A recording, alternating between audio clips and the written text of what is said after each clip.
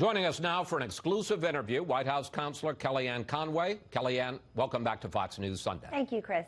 We're going to get to the Mueller report in a moment, but we're going to start with a fast-moving political story. It involves a woman named Lucy Flores. She was a state legislator in Nevada who was running for lieutenant general in 2014. She says that during a rally, the rally that you're seeing here, but off camera, that then Vice President Joe Biden touched her inappropriately. Biden's staff says he doesn't remember it that way. This morning, here's what Lucy Flores said to ABC News. At that point, it wasn't even Joe Biden. It was the second most powerful man in the country. The Vice President of the United States of America is touching me and kissing me and smelling my hair.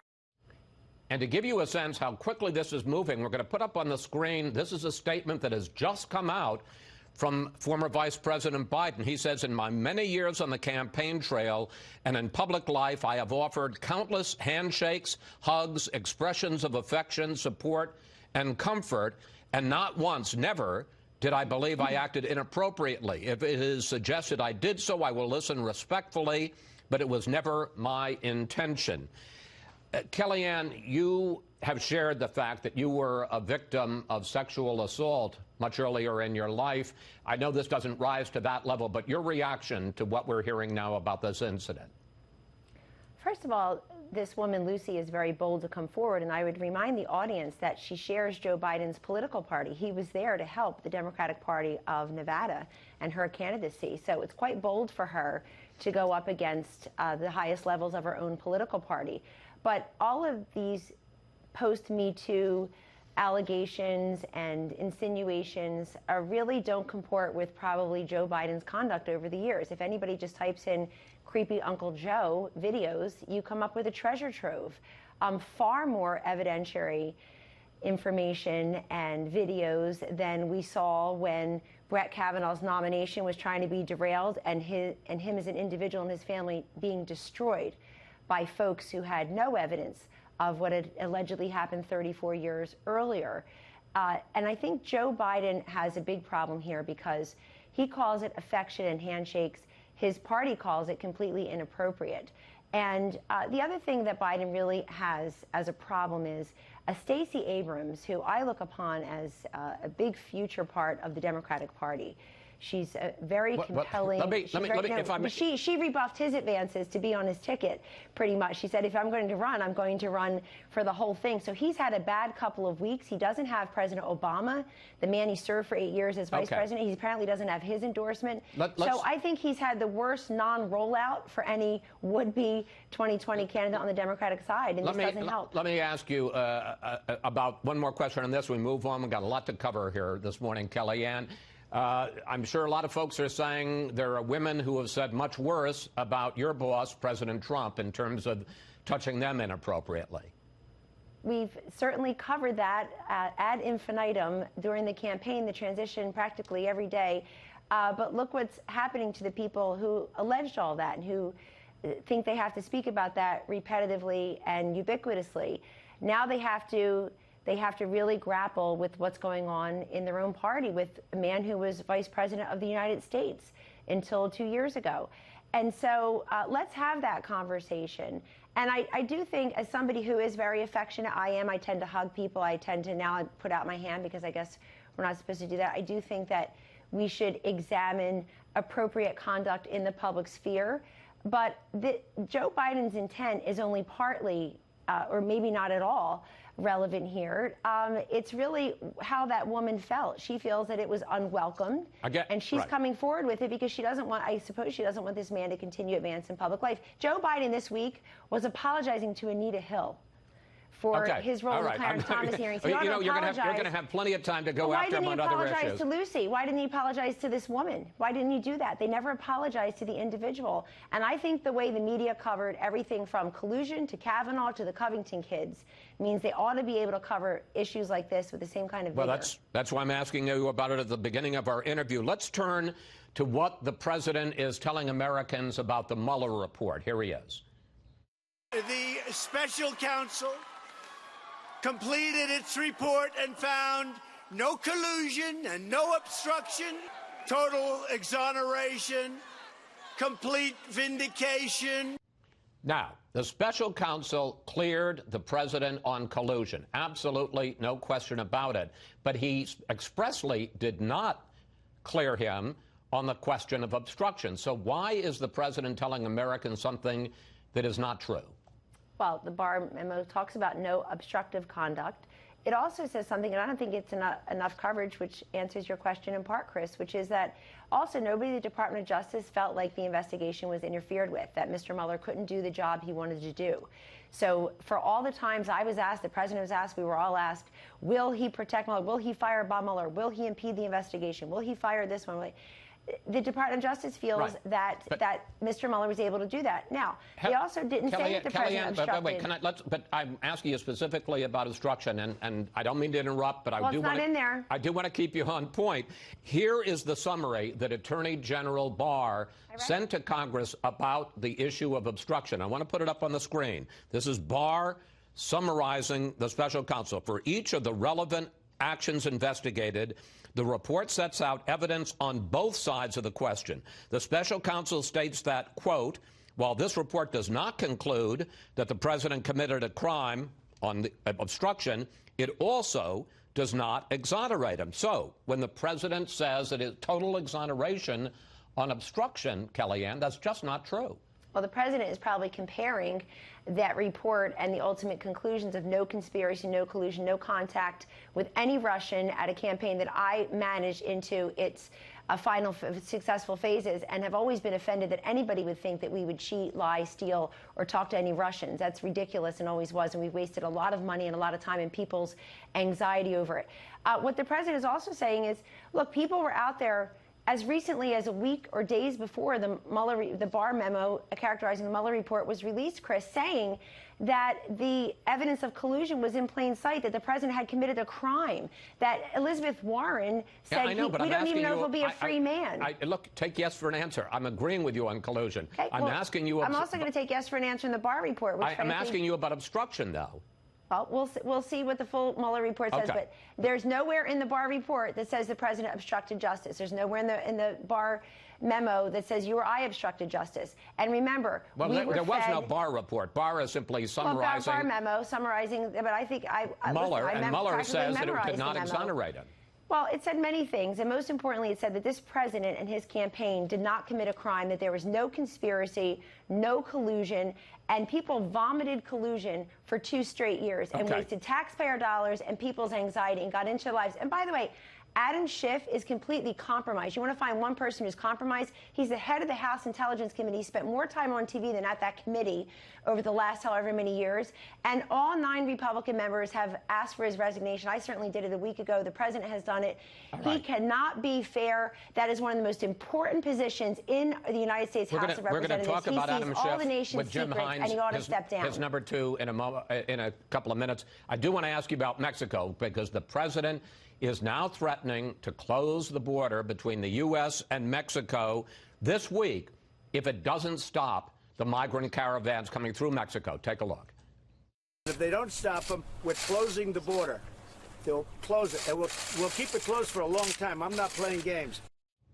Mexico, Kellyanne, is our 3rd largest trading partner. There's $500 billion of goods that comes back and forth across the border. Thousands of Americans every day go back and forth across the border. Is the president really serious about closing the border this week with all the disruption to our economy, or is this just a bluff? It certainly isn't a bluff. You can take the president seriously, and here's why. You're giving those metrics. What he's looking at is that 4,000 migrants apprehended in one day recently. We're on track this month for close to 100,000. We have never seen a surge like this. It's coming from the Northern Triangle Company. So many of those kids are already separated by their parents from their parents before they even arrive here. Congress can fix this, Chris, in an hour. They can give us a fix for the Flores agreement that a court said there is only so much we can do. We have 20 days, and then we have to release unaccompanied minors into the interior. Congress can fix the problem of immigration they failed to fix. And this president is looking at the metrics.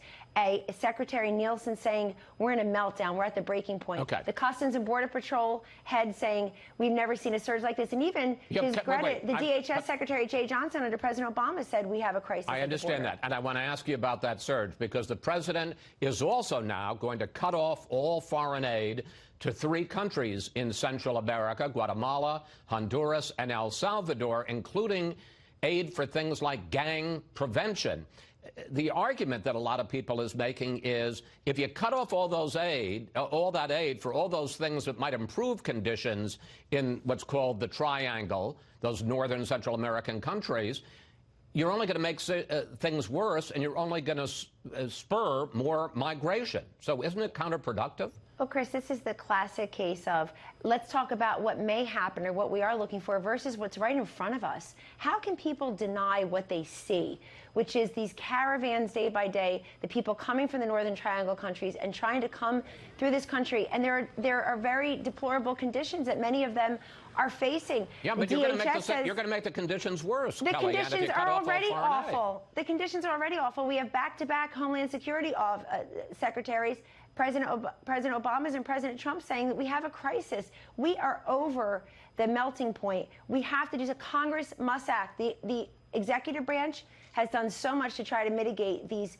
awful circumstances, and yet we need to send the message back to these Northern Triangle countries too. Be honest with people. They're being promised things and giving their life savings to coyotes, and they're being promised something that cannot exist once they get here. And we have to just cut off the drugs. Do you know that we've interdicted drugs through the ports of entry, outside of the ports of entry, enough fentanyl to have killed every American in this country? And people are just denying what they should see in front of them. All right, these Northern Triangle countries in Mexico, they've got to give the message. And by the way, on trade, this president has the USMCA. Get Congress to get a vote and put it into law. He's struck a great a lot of people think this is going to hurt that. I want to move on to Obamacare, because the president also announced this week that he wants to kill Obamacare through the courts, including what it does to protect people with pre-existing conditions. Here he is.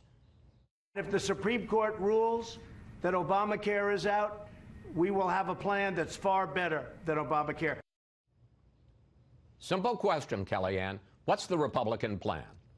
The Republican plan is manifold. And let me just begin by saying, even in the president's current budget, pre-existing conditions are accounted for. He has said time and again for years, including this week, that he will protect pre-existing conditions. You had 2 years with Republicans in control of the House and the Senate and the White House, and the GOP could never come up with a plan that they could all agree on and pass. So, well, they need to, and here's why. By the way, the Democrats are post-Obamacare also. President Obama last fall said he likes Medicare for all. If the Democrats actually liked Obamacare, they'd all be running on Obamacare. Instead, they're running on Medicare for all, which is the health version of the Green New Deal, which got exactly 0 votes in the Senate this week. Why?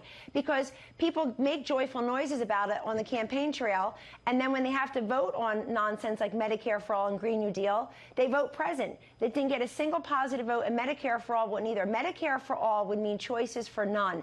And apart from the monetary costs, the moral costs are abhorrent. We'd be pushing more people out of the system. You're going to do away with private insurance. 180 million Americans would lose their insurance, more than half of the country. Obamacare has been a failure because 1/3 of the country had one insurance option, which is no option at all. It cost us $50 billion a year in subsidies, and all these people I hate lost interrupting, coverage. but if I didn't, I think you might keep going. We're going to offer higher quality, lower cost, more choices, and less hassle. There is no plan right now. There is a plan. We've been working on a plan for a long time, and we hope that Congress will come along. But you've never actually well, come up but with a Donald full Trump's plan. only been president for 2 years, so give us a chance, and we'll have we're working on a plan at the White House. Finally, I'm going to get into something that I don't like talking about. I know you don't like talking about, but I have to tell you that when we announced that you were going to be on the show, more people asked me to ask you about this than any other question. You know where I'm headed here, and that is about... I don't. Yes, you do.